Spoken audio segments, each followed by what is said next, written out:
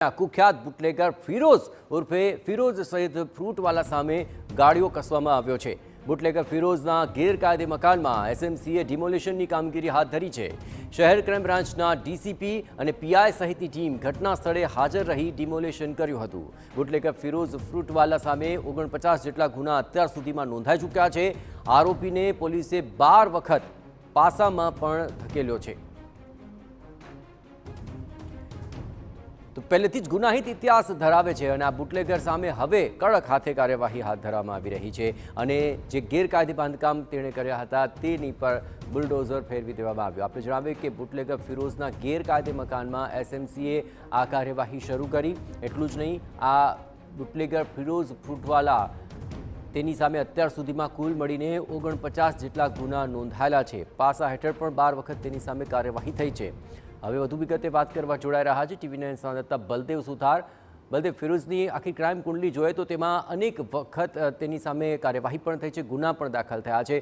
હવે આ વખતે તેની સામે કઈ પ્રકારની કાર્યવાહી હાથ ધરાશે?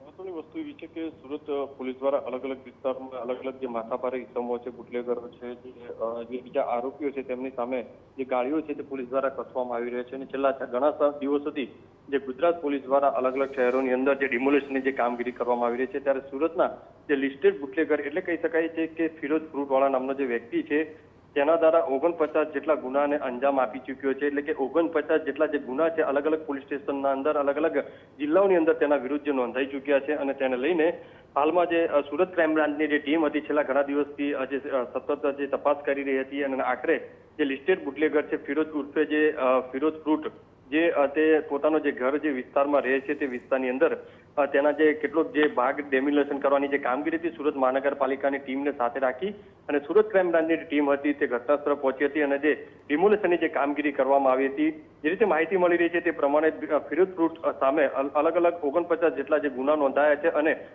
તેને સુરત પોલીસ દ્વારા અથવા બીજી પોલીસ દ્વારા 12 થી વધુ તેને પાસા પણ કરવામાં આવ્યા છે અને હાલમાં જે તે ભાગતો ફરતો છે હાલમાં તો સુરત ક્રાઇમ બ્રાન્ચની ટીમ દ્વારા તેની વધુ તપાસ તેજ કરી છે અને આવનારા સમયની અંદર તેની મિલકત જે કહી શકાય છે તેની તપાસ કરવામાં આવશે। તેને કઈ મિલકત છે તે કેટલા પ્રમાણમાં છે, તે ક્યાંથી ખરીદી છે, કયા રૂપિયે ખરીદી છે, આ તમામ અલગ અલગ જે લિસ્ટ જે બનાવવામાં આવી રહ્યું છે સુરત પોલીસ દ્વારા અને આવનારા સમયની અંદર સુરત ક્રાઇમ બ્રાન્ચ દ્વારા આ બાબતે વધુ આગળની કાર્યવાહી હાથ ધરશે।